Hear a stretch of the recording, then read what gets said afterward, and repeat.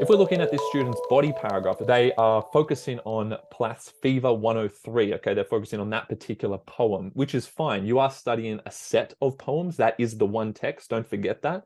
But you will inevitably have to focus on 2, maybe 3 texts to basically represent your understanding of the whole set of text. So even if you're studying 5 or 6 poems, you can't talk about all 5 or 6 in an essay that is only 900 to 1,000 words. So this student is doing the right thing in picking a particular poem that can then be used as an example of Plath's broader purpose and use of stylistic elements.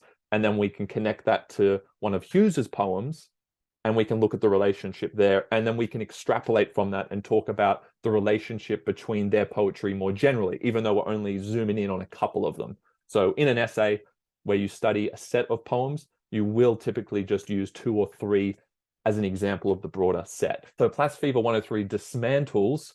Nice engagement immediately with that keyword of the question. Love to see that, as long as it's done in a specific way. So we're looking for the student to use the word dismantle in a specific way so that it goes beyond the scope of the question. If you just say the word dismantlement, that doesn't actually engage meaningfully with the question. So we're looking for a breakdown there. So what is being dismantled? How is it being dismantled? Why is something being dismantled? Ask yourself those mini questions with respect to each key term of the question, and that will help you go beyond the scope of the question, right? And when I say beyond the scope, it will help you avoid merely repeating the question. If you force yourself to answer an additional mini question, a micro question, a sub question about those words. So what is being dismantled?